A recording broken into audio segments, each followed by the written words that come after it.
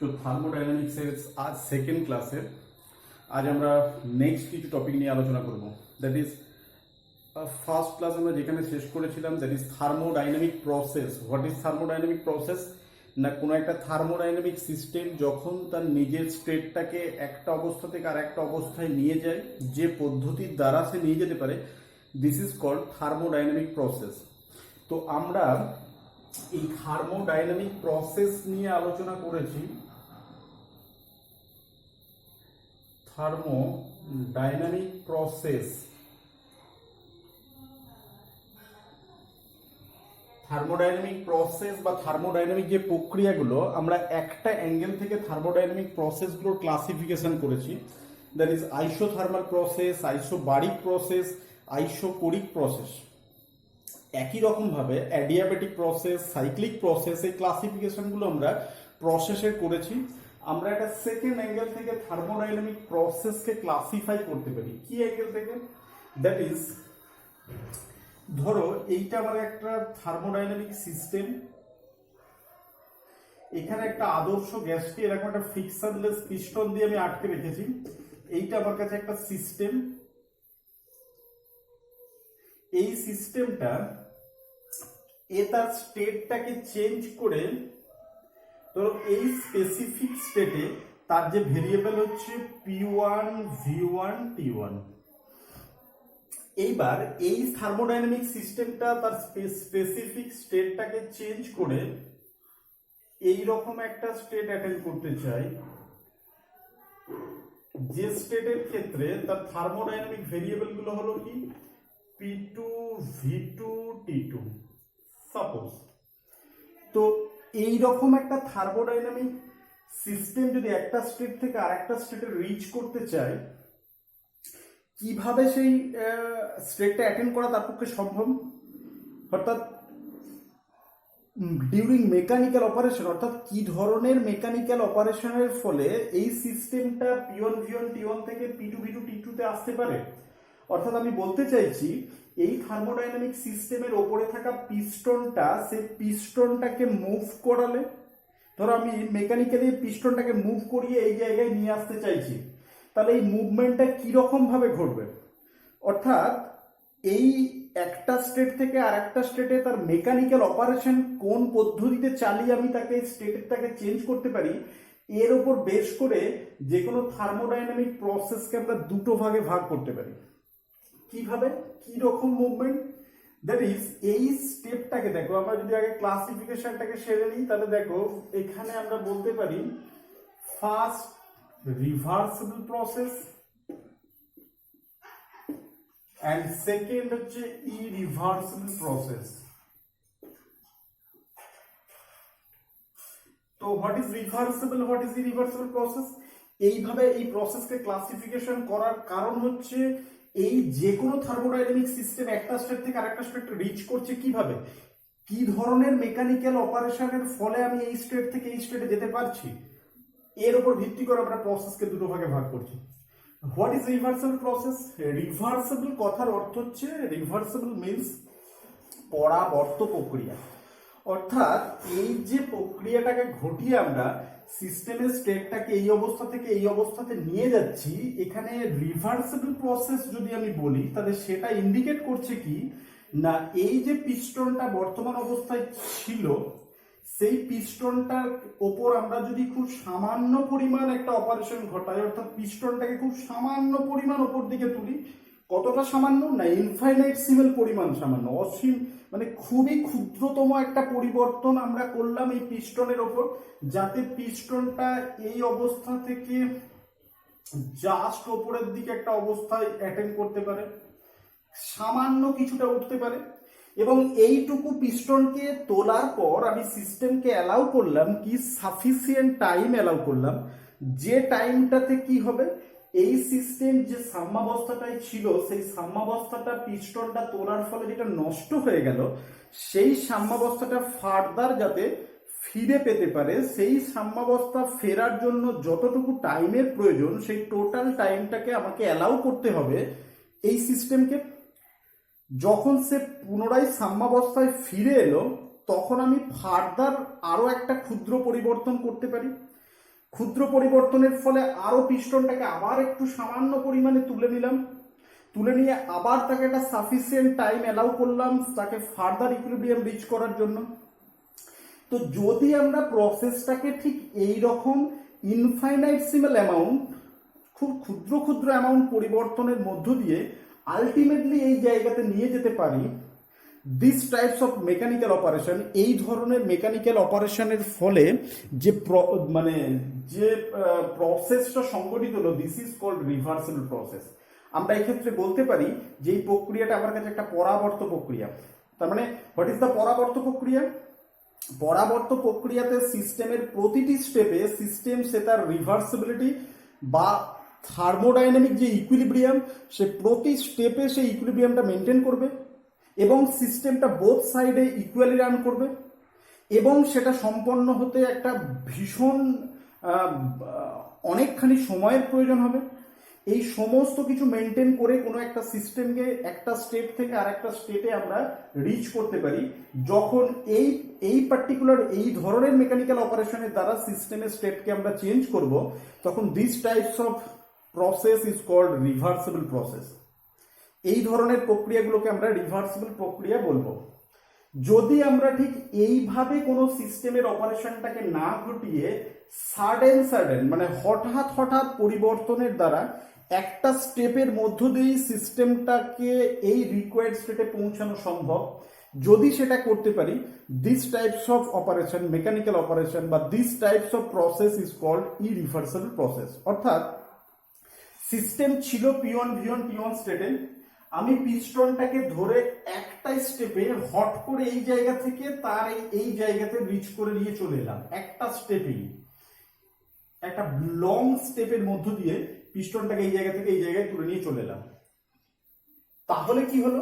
তাহলে এই যে ইন্টারমিডিয়েট যে অবস্থাগুলোতে সিস্টেমটা কখনো সাম্যাবস্থা রিচ করতে পারলো না, এই স্টেটে এসে সে সাম্যাবস্থাটা অর্জন করতে পারলো। তার ফলে যে কোনো থার্মোডাইনামিক সিস্টেমকে যদি আমরা ঠিক এই ধরনের মেকানিক্যাল অপারেশনের ফলে তার আলটিমেট ফাইনাল স্টেটে পৌঁছাতে পারি, this types of process is called irreversible process বা অপরাবর্ত প্রক্রিয়া। অর্থাৎ আমরা এখানে রিভার্সেবল এবং ইরিভার্সেবল যে দুটো প্রসেস পেলাম, সেই দুটো প্রসেস আমার কাছে খুব গুরুত্বপূর্ণ একটা প্রসেস। যে কোনো থার্মোডাইনামিক সিস্টেম সে তার এনার্জির পরিবর্তনটাকে ঘটানোর সময় যদি সে তার মেকানিক্যাল অপারেশনগুলোকে সাডেনলি হঠাৎ হঠাৎ করে একটা দুটো স্টেপের মধ্য দিয়ে সে ফাইনাল স্টেপে রিচ করে যেতে পারে, this types of operation is called irreversible process. যদি সেটা না হয়ে সিস্টেম খুব ইনফাইনাইটসিবল অ্যামাউন্টে, খুব ক্ষুদ্র ক্ষুদ্র অ্যামাউন্ট পরিবর্তনের মধ্য দিয়ে এবং প্রতিটা স্টেপে সে তার রিভার্সিবিলিটি বা সাম্যাবস্থাটাকে মেনটেন করে করে করে করে যদি ফাইনাল স্টেটে যেতে পারে, this types of process is called reversible process বা পরাবর্ত প্রক্রিয়া। তার মানে এই দুটো প্রসেস সম্বন্ধে আমাদের সঠিক একটা ক্লিয়ার ধারণা থাকতে হবে। আমাদের বাস্তবে যে সমস্ত প্রসেসগুলো আমরা দেখি তার বেশিরভাগটাই হচ্ছে এই ধরনের ইরিভার্সিবল প্রসেস। যেমন কি বৈশাখ জ্যৈষ্ঠ মাসে হঠাৎ করে একটা তোমার ঝড় শুরু হয়ে গেল, এই ঝড়টা কিন্তু সাডেন, হঠাৎ হঠাৎ ঘটে যাওয়া প্রসেস, সেই জন্য this types of process is called irreversible process. অর্থাৎ প্রকৃতিতে যে সমস্ত প্রসেসগুলো ঘটে তার ম্যাক্সিমামটাই হচ্ছে ইরিভার্সিবল প্রসেস। হঠাৎ করে বৃষ্টি শুরু হয়ে গেল, বৃষ্টিটা শুরু হওয়ার আগে কি প্রথমে খুব অল্প অল্প করে, তারপর আস্তে আস্তে বাড়তে বাড়তে বাড়তে বাড়তে তারপর বাড়লো, তারপর আবার আস্তে আস্তে কমতে কমতে কি বিষয়টা স্টপ হয়? এরকম হয় না। তাহলে বৃষ্টি সাডেনলি পড়তে শুরু করে বা সাডেনলি বন্ধ হয়ে যায়। তার মানে this types of process is called irreversible process. কিন্তু প্রকৃতিতে কিছু রিভার্সিবল প্রসেসেরও অস্তিত্ব রয়েছে। কি রকম? যেমন আমি একটা পাত্রের মধ্যে একটা জলকে নিয়ে সেই জলটার টেম্পারেচারটাকে কমাতে কমাতে 0 ডিগ্রিতে যদি নিয়ে যাই, তাহলে দেখবো 0 ডিগ্রিতে নিয়ে যাওয়ার সাথে সাথে জলটা বরফ হতে শুরু করছে, এবং যতক্ষণ না পর্যন্ত পুরো জলটা বরফে পরিণত হচ্ছে ততক্ষণ পর্যন্ত প্রসেসটা কিন্তু চলতেই থাকছে, এবং এই সময়ে এই প্রসেসটা টোটালি একটা রিভার্সিবল প্রসেসের থ্রু দিয়ে যাচ্ছে। অর্থাৎ খুব স্লো রেটে কিন্তু জল বরফে রূপান্তরিত হচ্ছে এবং একটা সময় আলটিমেটলি এন্টায়ার জলটা বরফে রূপান্তরিত হচ্ছে। তার মানে this is the reversible process. অর্থাৎ আমরা বাস্তবে যদি সমস্ত প্রসেসই ইরিভার্সিবল হয়ে যেত, তাহলে রিভার্সিবল প্রসেসের কোনো গুরুত্ব থাকতো না, আমাদের এটা নিয়ে পড়ারও খুব বেশি প্রয়োজন হতো না। তার মানে বাস্তবে যেমন ইরিভার্সিবল প্রসেস রয়েছে, সেরকম রিভার্সিবল প্রসেসও আমাদের রয়ে গেছে। ক্লিয়ার? তো এখান থেকে আমরা এবার বেরিয়ে গিয়ে নেক্সট টপিকে আসবো। কোন টপিক না, থার্মোডাইনামিক সমস্ত প্রসেসগুলোকে আমরা জানার পর আমরা যে কোনো থার্মোডাইনামিক সিস্টেমের যখন এনার্জিটাকে এক্সচেঞ্জ ঘটাতে চাইছি, ধরো this is the thermodynamic system, এইটা আমার কাছে সেই রিকোয়ার্ড থার্মোডাইনামিক সিস্টেম যার এনার্জি এক্সচেঞ্জকে আমরা দেখতে চাইছি। অর্থাৎ এইরকম একটা গ্যাস জারে একটা পিস্টন, একটা ফ্রি মুভেবল পিস্টন দিয়ে আটকে রাখা একটা গ্যাস জারে একটা আদর্শ গ্যাসকে নিয়েছি, দিস ইজ মাই সিস্টেম। এই সিস্টেম আমি যখন এনার্জি এক্সচেঞ্জকে কনসিডার করব, অর্থাৎ সে কতটা পরিমাণ এনার্জির এক্সচেঞ্জ সে ঘটিয়ে ফেললো, এই এনার্জি এক্সচেঞ্জ ঘটানোর ক্ষেত্রে আমরা প্রথমেই যে বাধার সম্মুখীন হলাম, যে কোনো থার্মোডাইনামিক সিস্টেম যখন এনার্জিকে এক্সচেঞ্জ করবে তাহলে প্রথমে আমাকে জানতে হবে ওই থার্মোডাইনামিক সিস্টেমের নিজের ভিতরে অলরেডি কতটা এনার্জি রয়ে গেছে। যদি আমি সেটা না জানতে পারি তাহলে আফটার এক্সচেঞ্জ অফ এনার্জি তার যে এনার্জিটা মানে এক্সচেঞ্জ করার পরে সিস্টেমের এনার্জি কত দাঁড়ালো সেটা ক্যালকুলেট করা আমার ক্ষেত্রে খুব এটা সুবিধা হবে না, অসুবিধাজনক একটা ব্যাপার হয়ে দাঁড়াবে।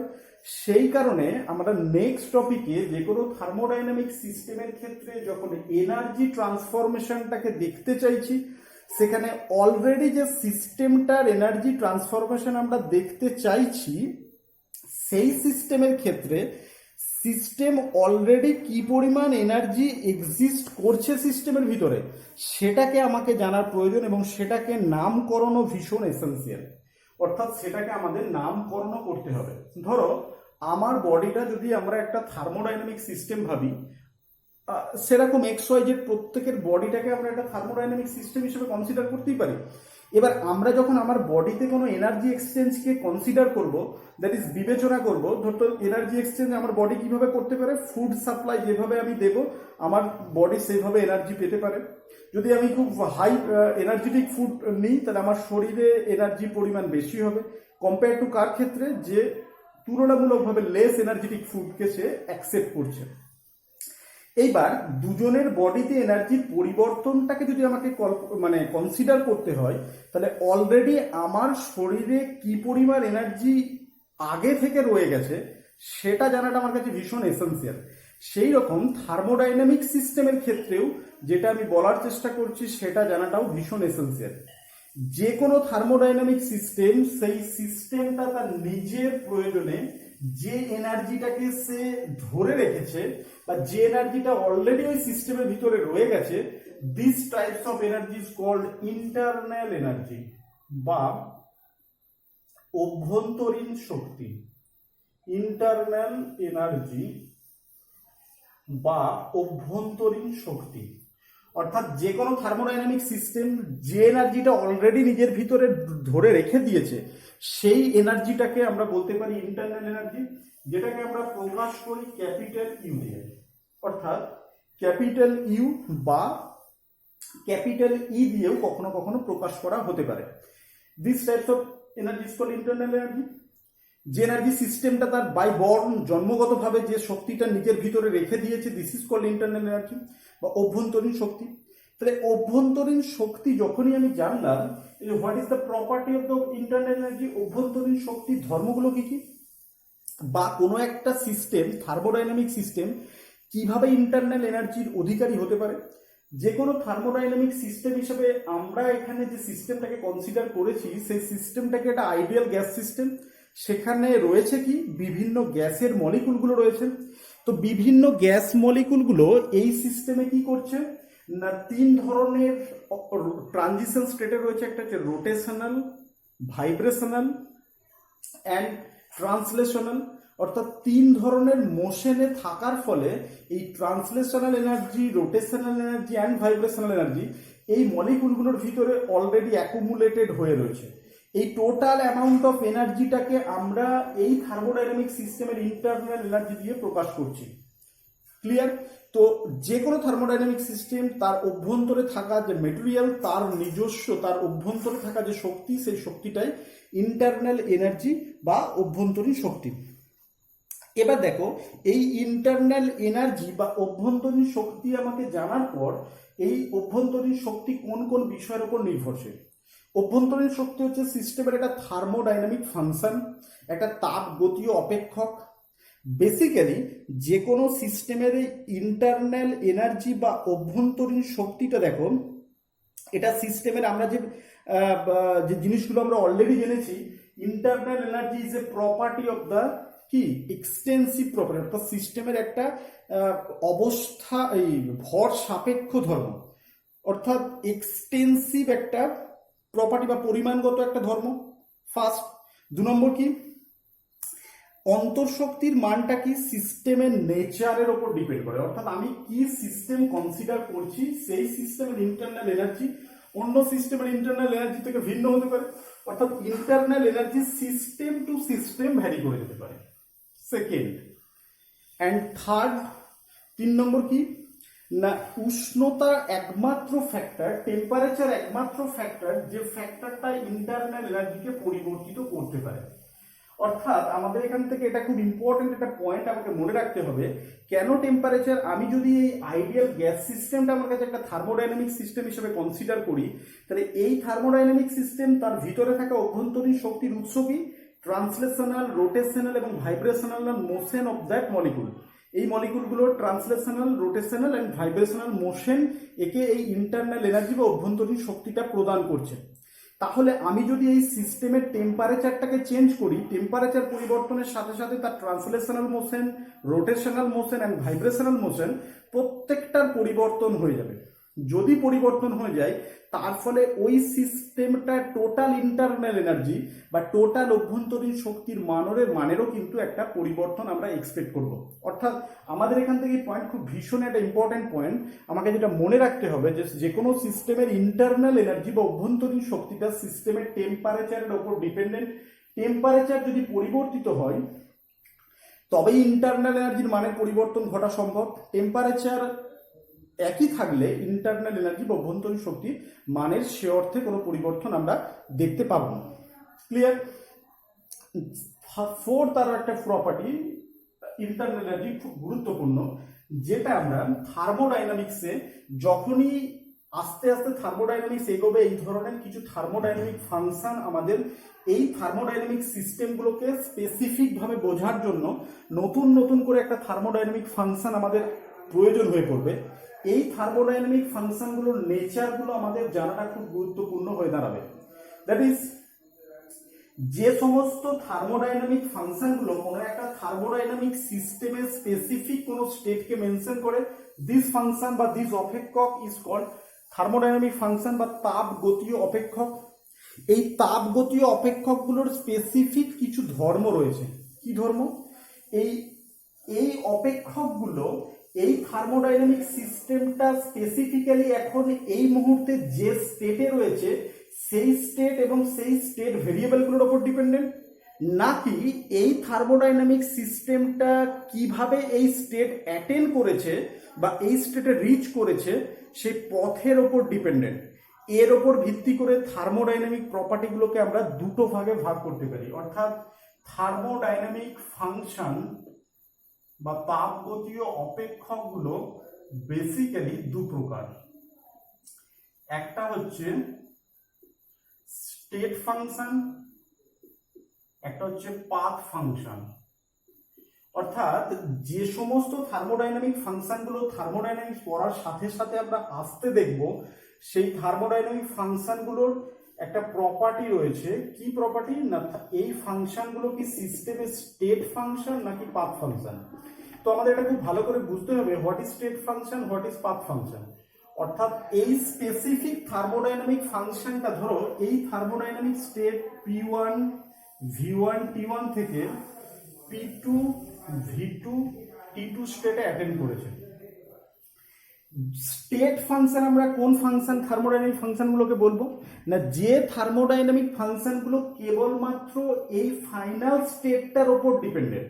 অর্থাৎ এই স্টেট এবং এই স্টেটে থাকা থার্মোডাইনামিক ভেরিয়েবলগুলোর উপর ডিপেন্ডেন্ট যে প্রপার্টিগুলো বা যে ফাংশনগুলো, this is called state function of the system. যেমন ইন্টারনাল এনার্জির ক্ষেত্রে যদি আমরা দেখি, ইন্টারনাল এনার্জি হচ্ছে সিস্টেমের এই ধরনের একটা স্টেট ফাংশন। অর্থাৎ সিস্টেমটা এই মুহূর্তে কি স্টেটে রয়েছে কেবলমাত্র তার উপরে ডিপেন্ডেন্ট, সিস্টেমটা কিভাবে ওই স্টেটে রিচ করেছে তার উপর কোনোভাবে ডিপেন্ডেন্ট নয়। কি বলতে চাইছি আমি, ধরো এরকম একটা থার্মোডাইনামিক সিস্টেম এইরকম একটা স্টেটে রয়েছিল, স্টেট 1 যার state variable P1 V1 T1, এখান থেকে স্টেট 2 তে গেল যার state variable P2 V2 T2। আচ্ছা, এই যে স্টেট 1 থেকে স্টেট 2 কে আমি সিস্টেমটাকে নিয়ে যেতে পারি, বিভিন্নভাবে নিয়ে যেতে পারি। আমরা আগেই দেখলাম দ্যাট ইজ রিভার্সিবলি নিয়ে যেতে পারি, ইরিভার্সিবলি নিয়ে যেতে পারি, রিভার্সিবল অপারেশনে, ইরিভার্সিবল অপারেশনে, মার্ক এই স্টেট থেকে এই স্টেটে নিয়ে যেতে পারি। স্টেট ভেরিয়েবল বা স্টেট ফাংশন বলতে আমরা কি বুঝছি, স্টেট ফাংশন বলছে সিস্টেমটার বর্তমান স্টেটের ওপরই ওই ফাংশনটা ডিপেন্ডেন্ট। এই স্টেটটা কোন পাথওয়ে ফলো করে কোথা থেকে এই স্টেটে রিচ করেছে সেটার ওপর কোনোভাবে ডিপেন্ডেন্স নেই তার। যে সমস্ত ফাংশনগুলো কেবলমাত্র স্টেটের ওপর dependent, this is called state function of the system. যেমন ইন্টারনাল এনার্জি, এনথালপি, এনট্রপি, আমরা ইনকামিং যে সমস্ত থার্মোডাইনামিক ফাংশনগুলোকে দেখবো, এগুলো সবই state function of the system, সিস্টেমের কেবলমাত্র বর্তমান স্টেটের উপর ডিপেন্ডেন্ট। ঠিক একই রকমের এই থার্মোডাইনামিক সিস্টেমের এমন কিছু ফাংশন রয়েছে যে ফাংশনগুলো সিস্টেমের পাথের উপর ডিপেন্ডেন্ট, অর্থাৎ কোন পথে সিস্টেমটা এই বর্তমান স্টেটে রিচ করেছে, this is called path function বা পাথ ভেরিয়েবল। কিভাবে এটা আমরা ব্যাখ্যা করতে পারি, ধরো আমরা একটা সাইকেলের পাম্পার নিয়েছি, সেই পাম্পারের যে পাম্পিং যে ভালভটাকে সেটা আমরা কি করতে পারি, সাডেনলি একটা জায়গা থেকে আরেকটা জায়গায় রিচ করে দিলাম, তুলে দিলাম বা নামিয়ে দিলাম হঠাৎ করে। যখনই তুলে দিলাম তখন আমি যদি পাম্পারের গাটাতে হাত দিয়ে দেখবো সাডেন অ্যামাউন্ট অফ হিট তৈরি হয়েছে ওখানে। ঠিক একই স্টেটে পাম্পারটাকে ঠিক আগের অবস্থা থেকে পরের অবস্থাতে আমরা নিয়ে যেতে পারি কিভাবে, খুব আস্তে আস্তে আস্তে আস্তে নামিয়ে নামিয়ে নামিয়ে নিয়ে যদি ওই জায়গায় নিয়ে যেতে পারি, তাহলে দেখবো কি না এক্ষেত্রেও পাম্পারটা গায়ে তুমি হাত দাও, দেখো হিটের পরিমাণটা অনেকখানি কম, আগের থেকে কমে গেছে। অর্থাৎ দুটো ক্ষেত্রেই দুটো পাম্পারকে যদি আমি পাশাপাশি রাখি, দুটো পাম্পারের একই অবস্থা থেকে ফাইনাল অবস্থায় যদি নিয়ে যাই দুটো আলাদা আলাদা প্রসেসে, আমরা দেখছি যে পাম্পারে তৈরি হওয়া হিটটা কি, হিটটা আলাদা আলাদা রকম হয়ে যাচ্ছে। অর্থাৎ এই পাম্পারটাকে আমি কিভাবে প্রাথমিক অবস্থা থেকে অন্তিম অবস্থায় নিয়ে গেছি তার উপর ডিপেন্ড করে যাচ্ছে কি সিস্টেমের হিট, দ্যাট ইজ এইচ। সেই কারণে এই হিট হচ্ছে আমার কাছে একটা পাথ ফাংশন বা পাথ ভেরিয়েবল, যেটা ওই পাথের ওপর ডিপেন্ড করছে আমি কিভাবে সিস্টেমটাকে ফার্স্ট স্টেট থেকে ফাইনাল স্টেটে নিয়ে যাচ্ছি, সেই পাথওয়ের ওপর ডিপেন্ড। সেটা রিভার্সিবল পাথওয়েতে নিয়ে গেলে একরকম, ইরিভার্সিবল পাথওয়েতে নিয়ে গেলে আর একরকম। তো থার্মোডাইনামিক্স ভেরিয়েবল বা থার্মোডাইনামিক যে ফাংশনগুলো রয়েছে তাদের ভিতরে আমাকে চিনতে হবে কোনটা স্টেট ফাংশন কোনটা পাথ ফাংশন। আমরা যেহেতু ফার্স্ট থার্মোডাইনামিক ফাংশন হিসেবে ইন্টারনাল এনার্জিকে পড়লাম, ইন্টারনাল এনার্জি আমার কাছে এই ধরনের একটা state function of the system. Okay, সেরকম পাথ ফাংশন হিসেবে আমরা জানলাম কি হিট, ওয়ার্ক, এগুলো আমার কাছে একটা পাথ ফাংশনের মতো বা পাথ ফাংশন হিসেবে আমাদের এখানে থার্মোডাইনামিক্সে আমরা এদেরকে দেখব। ক্লিয়ার? তো এবার আমরা চলে যাব নেক্সট টপিকে, যে যদি কোনো সিস্টেমকে আমরা এবার অ্যাকচুয়াল এনার্জি অপারেশন এর মধ্যে ঘটাই বা কোনো সিস্টেম কিভাবে নিজের এনার্জিটাকে এক্সচেঞ্জ ঘটাবে, কখন ঘটাবে। ধরো এইরকম একটা সিস্টেম আমার কাছে রয়েছে, এই সিস্টেমটা কি করছে, এই সিস্টেম হঠাৎ করে এনার্জির এক্সচেঞ্জ ঘটাবে কিভাবে। আমরা প্রথমেই ফার্স্ট ক্লাসে স্পেসিফিক করেছিলাম যে আমরা থার্মোডাইনামিক্সে দু ধরনের এনার্জি এক্সচেঞ্জকে বিবেচনা করব, একটা হচ্ছে কি, একটা হচ্ছে হিট, একটা হচ্ছে ওয়ার্ক। এই দুটো ফর্মে এনার্জিকে এক্সচেঞ্জকে বিবেচনা করব। তো আমি এরকম একটা সিস্টেমকে নিয়েছি যে সিস্টেমের ভিতরের টেম্পারেচারটা হচ্ছে T1 আর বাইরের টেম্পারেচার হচ্ছে T2, যেখানে T2টা গ্রেটার দ্যান T1। যদি বাইরের টেম্পারেচার ভিতরের থেকে বেশি হয়ে যায় তখন কি হবে, এদের ভিতরে একটা তাপমাত্রার অসাম্য তৈরি হবে। তখন সিস্টেম কি করবে, নিচে থেকে এই অবস্থা থেকে কি করবে, বাইরে থেকে হিট নিতে থাকবে। কতক্ষণ নিতে থাকবে, যতক্ষণ দুজনের হিটটা সেম হয়ে যায়। তার মানে এই অবস্থায় সিস্টেমে অটোমেটিক্যালি একটা হিট বাইরে থেকে ভিতর দিকে ফ্লো হতে থাকবে। তার মানে যে কোনো সিস্টেম হিটকে ফ্লো করতে পারে কখন না, যখন সিস্টেমের সাথে সারাউন্ডিংস এর একটা হিটের তারতম্য ঘটবে। ঠিক উল্টোটাকে যদি আমি বলি, অর্থাৎ যদি কখনো সিস্টেমের টেম্পারেচারটা সারাউন্ডিংস এর থেকে বেশি হয়ে যায়, অর্থাৎ সিস্টেম তখন হিট না নিয়ে বাইরে হিট ছেড়ে দেবে। তো এই দুটো প্রসেস ব্যতীত যে কোনো সিস্টেম হিটের এক্সচেঞ্জ কখনো করতে পারে না। অর্থাৎ যে কোনো সিস্টেম হিটকে এক্সচেঞ্জ তখনই করবে যখন ওই সিস্টেমের টেম্পারেচার সারাউন্ডিংস এর থেকে বেশি হতে পারে বা সিস্টেমের টেম্পারেচার সারাউন্ডিংস থেকে কম হতে পারে। আচ্ছা, দুটো ক্ষেত্রেই এক্ষেত্রে কি করছে, সিস্টেম হিট গ্রহণ করছে, এক্ষেত্রে সিস্টেম হিট বর্জন করছে। তাহলে থার্মোডাইনামিক্স এর ভাষায় যদি আমাকে এই সিস্টেমের হিট নেওয়া বা দেওয়াটাকে স্পেসিফিক্যালি প্রকাশ করতে হয়, তাহলে এখানে আমরা কোনটাকে কিভাবে প্রকাশ করব? এক্ষেত্রেও আইইউপিএসসির একটা কনভেনশন আছে যে কোন হিট নেওয়াটাকে বা হিট দেওয়াটাকে আমরা কিভাবে প্রকাশ করব, কোনটাকে পজিটিভ বলবো, কোনটাকে নেগেটিভ বলবো। অর্থাৎ হিট নেওয়াটা কি সিস্টেমের পজিটিভ অ্যাকশন নাকি ছেড়ে দেওয়াটা তার পজিটিভ অ্যাকশন। তো এক্ষেত্রে আইইউপিএসসি প্রপার গাইডলাইন দেওয়া আছে। আইইউপিএসসি বলছে কি, যে কোনো সিস্টেম সে যদি বাইরে থেকে হিট নেয়, যখনই সে হিট নিলে কি হবে, সেই হিটটা নিজের ভিতরে সঞ্চিত হবে, নিজের এনার্জিটাকে বাড়িয়ে তুলবে। অর্থাৎ থার্মোডাইনামিক্সে যে কোনো সিস্টেম যখন সে তার বাইরে থেকে হিট বা ওয়ার্ককে নেওয়ার ফলে সে নিজের এনার্জিটাকে বাড়িয়ে তুলবে, সেই নিজের এনার্জির বৃদ্ধিটাকে আমরা ধনাত্মক হিসাবে দেখব। অর্থাৎ কোনো সিস্টেম যখন বাইরে থেকে হিট নেবে, এই হিটটাকে আমরা পজিটিভ বলবো। কারণ কি, এই হিটটা নেওয়ার ফলে সিস্টেমের নিজের এনার্জিটা বৃদ্ধি পেয়েছে, দিস ইজ পজিটিভ, এই কারণে এটা পজিটিভ। অর্থাৎ আমি বলতে পারি এখানে সিস্টেম প্লাস এইচ পরিমাণ হিটকে বা প্লাস কিউ পরিমাণ হিটকে সে গ্রহণ করেছে। ঠিক একই রকমে যখন কোনো সিস্টেম হিট ছেড়ে দেবে সারাউন্ডিংসে, তখন নিজের এনার্জিটা কি হয়ে যাবে, যা ছিল হিট ছেড়ে দেওয়ার কারণে এনার্জি আরো কমে যাবে। দিস টাইপস অফ এনার্জিকে আমরা বলবো negative heat, that is minus H. অর্থাৎ থার্মোডাইনামিক্সে হিটের নিরিখে পজিটিভ এবং নেগেটিভ সাইনের সিগনিফিকেন্সটা কি না, পজিটিভ সাইন ইন্ডিকেট করবে কখন, যখন সিস্টেম হিট নিয়ে নিজের এনার্জিটাকে বাড়াবে, this types of heat is called positive heat. যখন সিস্টেম নিজে হিট ছেড়ে দিয়ে নিজের এনার্জিটাকে কমিয়ে ফেলবে, this types of heat is called negative heat. Okay, একই রকম ভাবে যে কোনো সিস্টেম হিটের মতো ওয়ার্ক ডানও করে ফেলতে পারে। কিভাবে? ধরো এইরকম একটা থার্মোডাইনামিক সিস্টেম রয়েছে, আইডিয়াল গ্যাস একটা মুভেবল পিস্টন দিয়ে আটকানো রয়েছে, ফ্রিকশনলেস পিস্টন দিয়ে।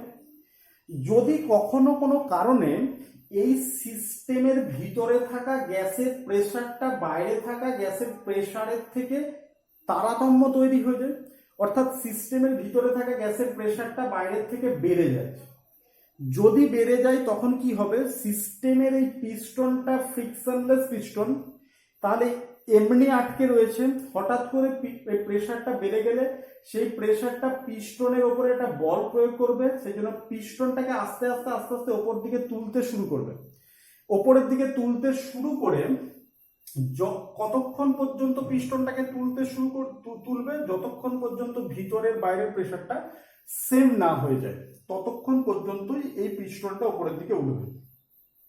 তো এক্ষেত্রে দেখো আমরা কি করছি, সিস্টেমের ভিতরে বাইরে যদি একটা আনইকুয়াল ফোর্স জেনারেট করে, যদি একটা অসাম্য বল যদি সিস্টেমের ভিতরে এবং বাইরে কাজ করে, তখন এই সিস্টেমটা এই পিস্টনটাকে কি করবে, পিস্টনটাকে ওপরের দিকে ঠেলে তুলতে শুরু করবে। আচ্ছা, যখনই পিস্টনটা ওপরের দিকে ঠেলতে থাকবে সিস্টেমটা, এই ঠেলার কাজটা কে করবে, সিস্টেম নিজে করবে। তার মানে সিস্টেমকে আমি বলতে পারি এই ঠেলাটা তো এমনি হলো না, এই ঠেলার ফলে সিস্টেম নিজে একটা ওয়ার্ক ডান করে গেল। এই ওয়ার্ক ডানটা করার জন্য সিস্টেমের কি প্রয়োজন হবে, একটা এনার্জির প্রয়োজন হবে। এই এনার্জিটা সিস্টেম কোথা থেকে পাবে না, সিস্টেমের ভিতরে যে এনার্জি সঞ্চিত রয়েছে সেই এনার্জির একটা ফ্র্যাকশনের বিনিময়ে এই সিস্টেম তার পিস্টনটাকে আস্তে আস্তে উপরের দিকে তুলবে। আমরা এই ধরনের ওয়ার্ক ডানগুলোর সিস্টেমের এই ধরনের ওয়ার্ক ডানকে আমরা কি বলি, যে work done by the system, system দ্বারা কৃতকার্য। অর্থাৎ এক্ষেত্রে সিস্টেম নিজে কার্য করছে, নিজে কার্য করার ফলে এক্ষেত্রে কি ঘটছে না, সিস্টেমের নিজের ভিতরে থাকা এনার্জির পরিমাণ কি হয়ে যাচ্ছে, কমে যাচ্ছে। এই ধরনের কৃতকার্যটাকে আমি কি কৃতকার্য বলবো, that is negative work. That is আমি যদি এই ধরনের, অর্থাৎ যে কোনো সিস্টেম যদি তার পিস্টনটাকে এক্সপান্ড করে, গ্যাসের ভলিউমকে এক্সপান্ড করে, this types of work is called negative work. Negative কার্য করছে, কারণ এই কার্য করার ফলে সিস্টেম তার নিজের এনার্জিটাকে কমিয়ে ফেলতে বাধ্য হচ্ছে, কারণ এই পিস্টনটাকে মুভ করানোর জন্য সিস্টেম নিজে থেকে কার্য করতে হচ্ছে। ঠিক উল্টো ঘটনাটা যদি ঘটে, যদি আমার এমন কোনো সিস্টেম থাকে যে সিস্টেমে এইরকম পিস্টন রাখা আছে, হঠাৎ করে সিস্টেমের বাইরের প্রেশারটা ভিতরের থেকে বেড়ে গেল, যদি বেড়ে যায় তখন কি হবে, এই বাইরের প্রেশারটা এই পিস্টনের উপর একটা চাপ প্রয়োগ করে পিস্টনটাকে আগের অবস্থা থেকে এইরকম একটা অবস্থায় নিয়ে আসবে। তার ফলে দেখো এখানে কি ঘটলো, এখানে পিস্টনের ওপর বাইরে থেকে বল প্রযুক্ত হলো, প্রযুক্ত হওয়ার ফলে পিস্টনটা এই অবস্থা থেকে এই অবস্থায় সরল, অর্থাৎ কি করলো, কম্প্রেস করে গেল সিস্টেমটা। এই কম্প্রেস করার ফলে কি করলো, সিস্টেমের ওপরে পারিপার্শ্বিক একটা ওয়ার্ক ডান সম্পন্ন করলো, ডব্লু। এটাকে এখানেও একটা কার্য সম্পাদন হলো, কারণ এখানে বল প্রয়োগ করলে পিস্টনটা এই বলের প্রয়োগের ফলে এখান থেকে এই জায়গায় সরে আসার ফলে আমি বলতে পারি এখানে পিস্টন একটা কার্য করলো। হোয়াট ইজ দিস ওয়ার্ক, এটা কি ধরনের কৃতকার্য, দ্যাট ইজ হচ্ছে work done on the system. সিস্টেমের ওপরে আমরা একটা কৃতকার্য করলাম। এই কৃতকার্যটা সিস্টেমের নিজস্ব এনার্জিটাকে বাড়াবে না কমাবে না, যে পরিমাণ ওয়ার্ক ডানটা আমরা করলাম এখানে, সেই ওয়ার্ক ডানটা সিস্টেমের ভিতরে একটা এনার্জির আকারে থেকে যাবে, থেকে গিয়ে সিস্টেমের নিজস্ব এনার্জিটাকে বাড়িয়ে তুলবে। দিস টাইপস অফ এনার্জি বা this types of work done according to IUPAC convention, আইইউপিএসসির মত অনুযায়ী এই ধরনের ওয়ার্ক ডানকে আমরা পজিটিভ ওয়ার্ক ডান বলবো, যেটা এই উল্টোটা এক্ষেত্রে এটাকে আমরা নেগেটিভ ওয়ার্ক ডান বলবো। অর্থাৎ থার্মোডাইনামিক্সে যখন আমি এনার্জি এক্সচেঞ্জ বিবেচনা করছি হিট এবং ওয়ার্কের নিরিখে, দুভাবে এনার্জি এক্সচেঞ্জ সিস্টেম করতে পারে, হিট নিয়ে করতে পারে, হিট ছেড়ে দিয়ে করতে পারে। তাহলে হিট নেওয়াটা বা হিট ছেড়ে দেওয়াটা কখন কোন সাইনটাকে আমরা ইউজ করব, হিট বা ওয়ার্ক যাই হোক না কেন, যে ধরনের এনার্জি সিস্টেম নেওয়ার ফলে সিস্টেমের নিজের এনার্জিটা